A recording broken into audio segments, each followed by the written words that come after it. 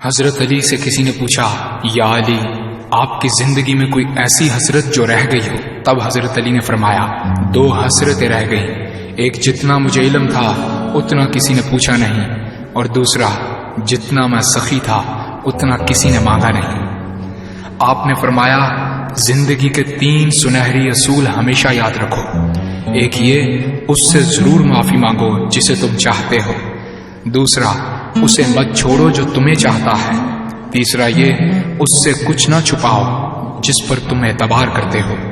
آپ نے فرمایا، دوست سے سنبھل کر دوستی کرو، ہو سکتا ہے وہ کسی دن تمہارا دشمن بن جائے، اور دشمن سے سنبھل کر دشمنی کرو، ہو سکتا ہے وہ کل تمہارا دوست بن جائے۔ زبان کا وزن بہت ہی ہلکا ہوتا ہے، مگر بہت کم لوگ اس کو سنبھال پاتے ہیں۔ آپ نے فرمایا، جسم ایک دکان ہے اور زبان اس کا تالا۔ جب تالا کھلتا ہے تو معلوم ہوتا ہے کہ دکان سونے کی ہے یا لوہے کی۔ زندگی تیز ہواؤں کی مانند ہے، جس نے اس کی آندھیاں برداشت کر لی وہ کبھی غم کی گھٹا نہیں دیکھتا، سر سبز و شاداب باغ دیکھتا ہے۔ حضرت علی سے کسی نے پوچھا، یہ کیسے پتا چلے گا کہ جو پریشانی یا مصیبت ہم پر آئی ہے وہ اللہ کی طرف سے آزمائش ہے یا ہم پر اللہ کی طرف سے سزا ہے؟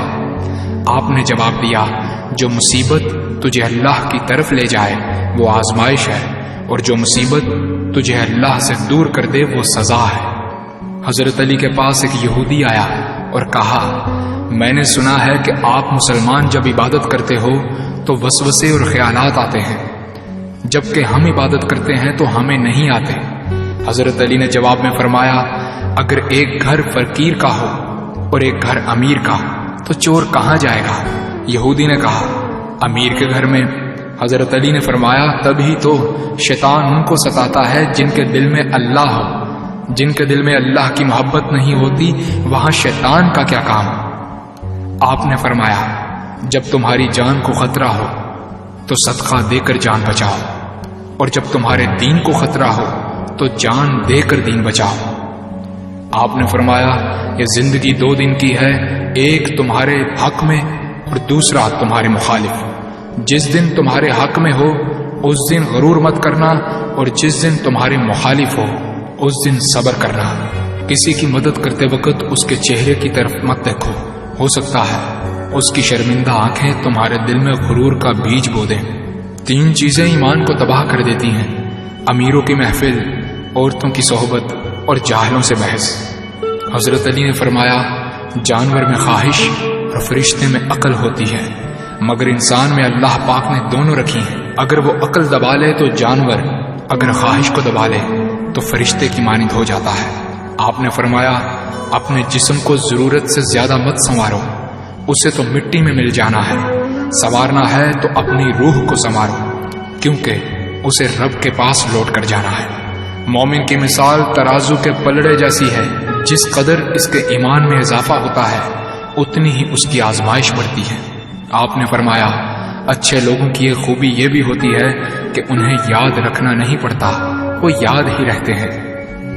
آپ نے فرمایا، رزق کے پیچھے اپنا ایمان خراب مت کرو، کیونکہ رزق انسان کو ایسے تلاش کرتا ہے جیسے مرنے والے کو موت۔ حضرت علی نے فرمایا، رشتے خون کے نہیں احساس کے ہوتے ہیں، اگر احساس ہو تو اجنبی بھی اپنے ہو جاتے ہیں، اگر احساس نہ ہو تو اپنے بھی اجنبی ہو جاتے ہیں۔ ایک مرتبہ قصاب آواز لگا رہا تھا، تازہ گوشت ہے لے لو۔ وہاں سے حضرت علی کا گزر ہوا، قصاب نے آپ سے کہا، تازہ گوشت ہے لے جائیں۔ حضرت علی نے فرمایا، آج میری جیب اجازت نہیں دیتی۔ قصاب بولا، میں آپ سے ادھار کر سکتا ہوں۔ اس سے آپ نے ایک بہت حکمت سے لبریز جملہ ارشاد فرمایا۔ آپ نے فرمایا، یہ ادھار میں اپنے پیٹ سے کیوں نہ کر لوں، جس کو میں جنت میں اس سے بہتر غذا کھلا سکتا ہوں۔ حضرت علی نے فرمایا، لفظ انسان کے غلام ہوتے ہیں مگر صرف بولنے سے پہلے تک، بولنے کے بعد انسان اپنے لفظوں کا غلام بن جاتا ہے۔ آپ نے فرمایا، کوئی تمہارا دل دکھائے تو ناراض مت ہونا، کیونکہ قدرت کا قانون ہے، جس درخت کا پھل زیادہ میٹھا ہوتا ہے لوگ پتھر بھی اسی کو مارتے ہیں۔ آپ نے فرمایا کسی کا عیب تلاش کرنے والے کی مثال اس مکھی جیسی ہے جو سارا خوبصورت جسم چھوڑ کر صرف زخم پر بیٹھتی ہے۔ آپ نے فرمایا اچھا دوست چاہے کتنا برا بن جائے کبھی اس سے دوستی مت توڑنا، کیونکہ پانی چاہے کتنا بھی گندا ہو آگ بجھانے کے ضرور کام آتا ہے۔ آپ نے فرمایا زندگی کے ہر موڑ پر صلح کرنا سیکھو، کیونکہ جھکتا وہی ہے جس میں جان ہوتی ہے، اکڑنا تو مردے کی پہچان ہوتی ہے۔ دوست ہو یا پرندہ دونوں کو آزاد چھوڑ دو، لوٹ آیا تو تمہارا، نہ لوٹ کر آیا تو تمہارا وہ کبھی تھا ہی نہیں۔ بادشاہ نے وزیر کو انگوٹھی دی اور کہا اس پر کوئی ایسا فقرہ لکھوا لاؤ جسے میں خوشی میں پڑھوں تو اداس ہو جاؤں اور غم میں پڑھوں تو خوش ہو جاؤں۔ وزیر گیا اور انگوٹھی پر یہ لکھوا لایا، یہ وقت بھی گزر جائے گا۔